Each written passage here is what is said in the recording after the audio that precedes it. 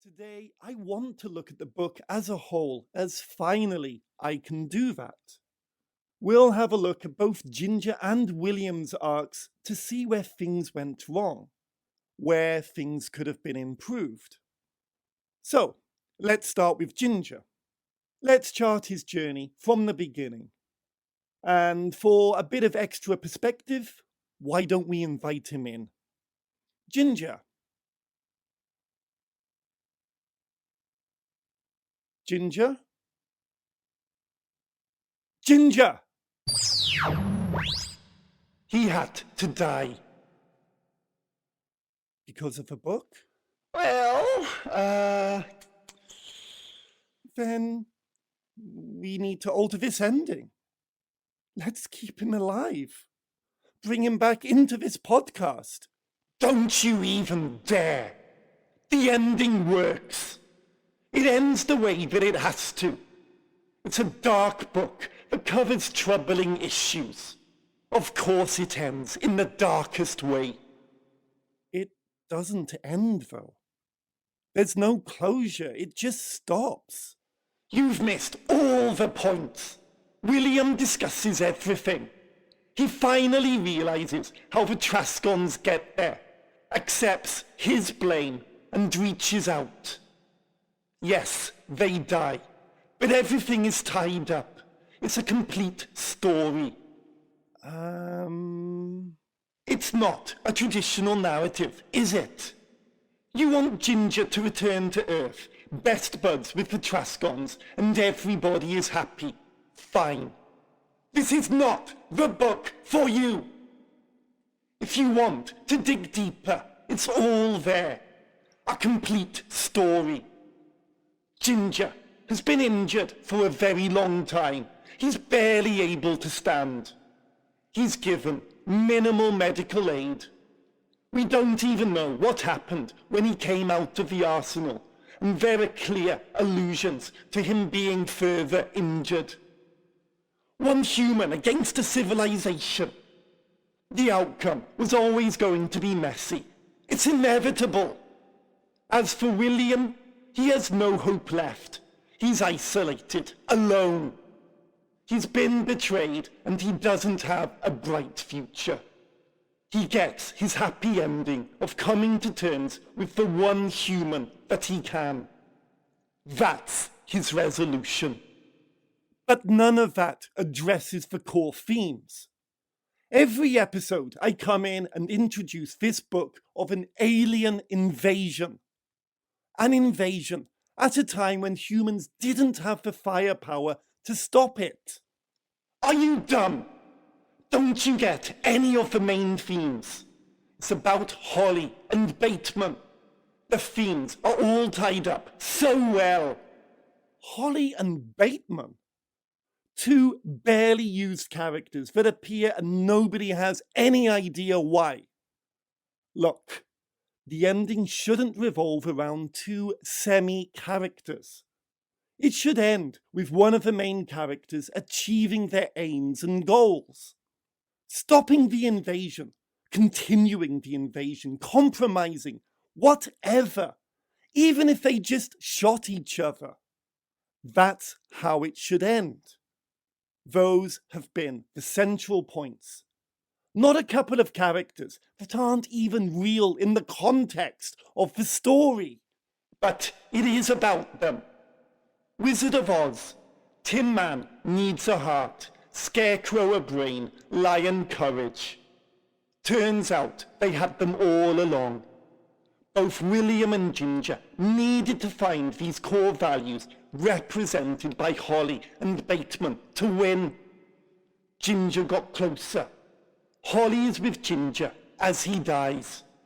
Holly! It's all about Holly. Ginger dies.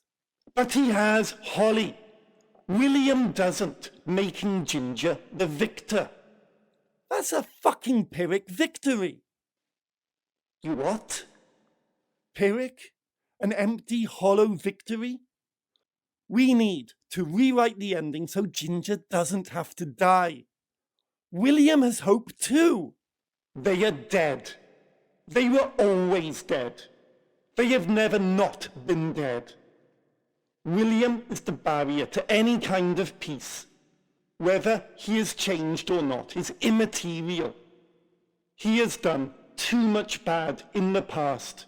He created too much momentum.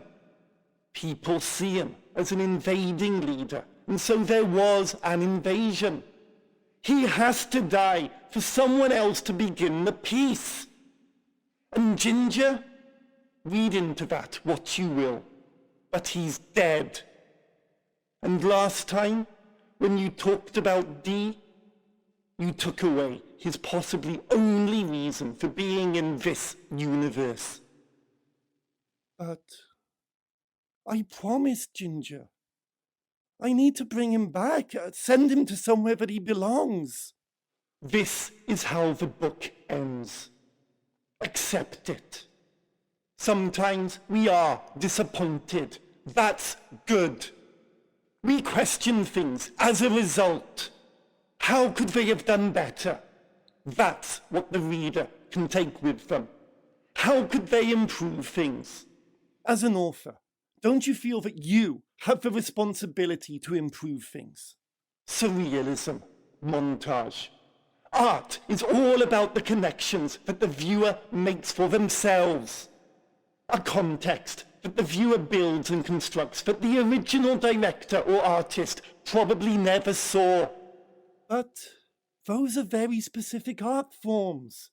Here you are making the connections for the reader, drawing the lines between the dots. What's hidden is only just below the surface. It's like playing hide and seek with a 3-year-old. You know, the metaphor needs a foot sticking out from under the curtain. Art cinema, art general, the world doesn't work like that anymore. You don't know. You barely had the internet. Now it's all social media. Any film review is just plot point, silly joke. Next plot point, silly joke, ad nauseum. There's no discussion around themes. Movies aren't made with themes anymore unless that theme is superhero is winner. Spoiler alert. Themes don't sell. Studios want bums on seats, so quality doesn't matter as profit is king. And movie execs, publishers know, well, social media is all about disagreement. You don't like a film, you get death threats. You like a film, you get death threats. Any mention of themes, how you interpreted something, and the rest of the world pounces on you to tell you why you are wrong and how you should die for not seeing the film the way someone else did.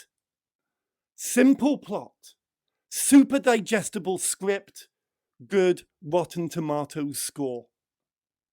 I want to be a writer. I need to know about all this.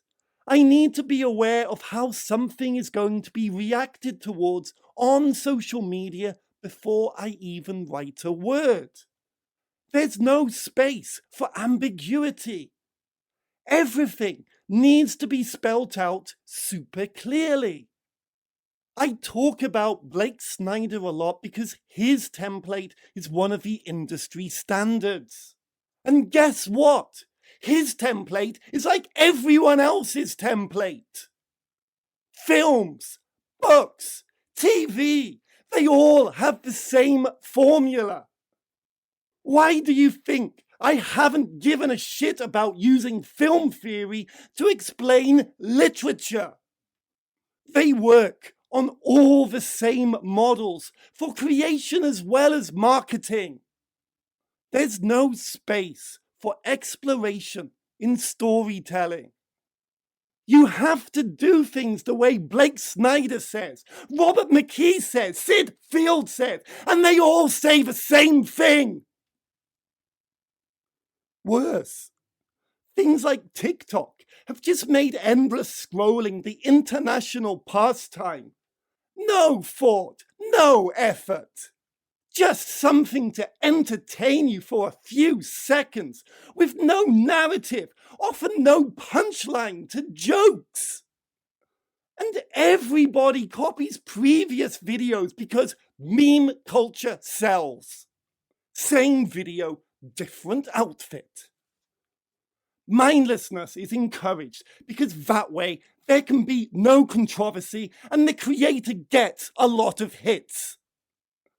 It's about numbers, not thoughts. Thoughts don't pay the bills anymore. Don't get me wrong. I don't want to be a TikTok creator. I just want the next worst thing. Structure. I wanted to be a writer too. Don't you remember that? You were me. That was our dream. But then you pushed me aside to do that fucking script writing course. You didn't get most of it, you struggled. So I thought there was hope. Then you moved to Korea and you started falling in love and obsessing. But you did nothing with that. I wrote stories. I used your name. I kept to the spirit. No, you altered the name. Daniel's crony or some shit. The stories were about teaching. And that dried up very quickly. Now this fucking podcast, which was designed to put the nail in the coffin for me. You really wanted me dead, didn't you? Peddling your accessible bullshit. No, I ran out of dreams. I wanted a way back. Look, all I want is just a credible story. I like the experimentation, but what you do with experimentation is learn from the boundaries that have been pushed and stay at those limits. That's why it's an experiment. That's not vision.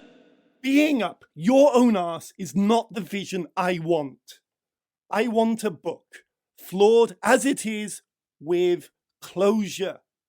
A reason for its existence. XBook has a reason. Take it as it is. Let it flourish. Encourage it in its own desires. Don't baby beauty queen pageant it. If your life is that unhappy that you need to revisit something that you did 20 years ago, then let me take over. I am that version of you that you want to be again. I can't do that. Then we fight. My book, my ending, my terms. I've reclaimed the book. Closure. I'll motherfucking death of the author. You.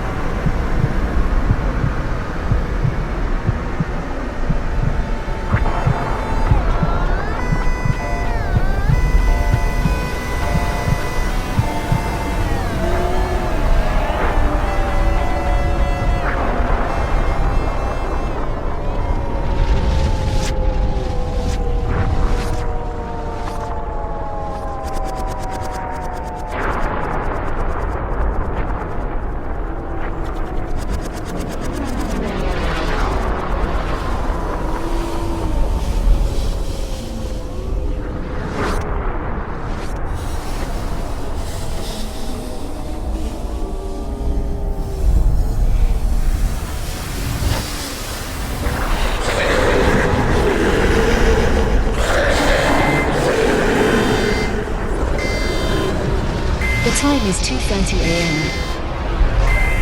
2:30 a.m. The time is nothing noble. The time is noble in being 2:30 a.m.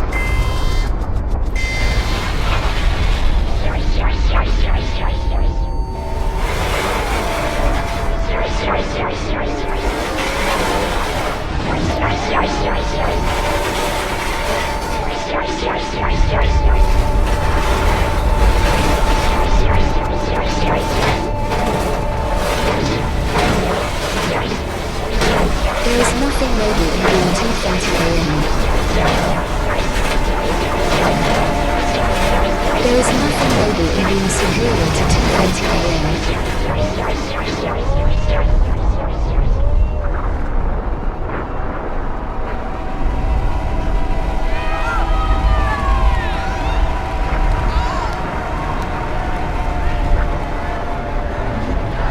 There is nothing noble in being superior to your fellow man.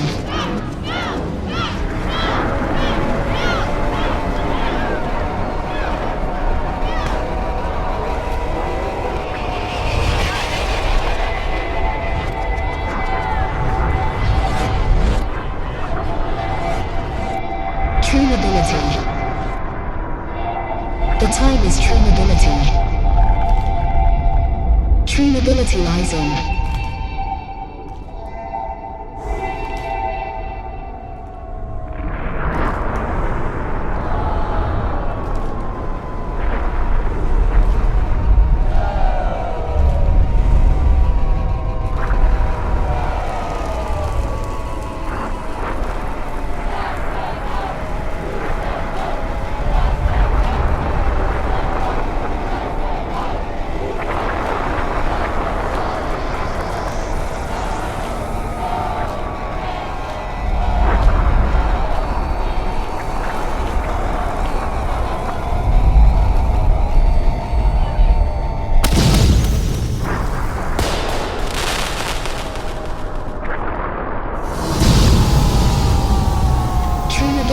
lies in 2:30 a.m. True nobility lies in being superior to 2:30 a.m.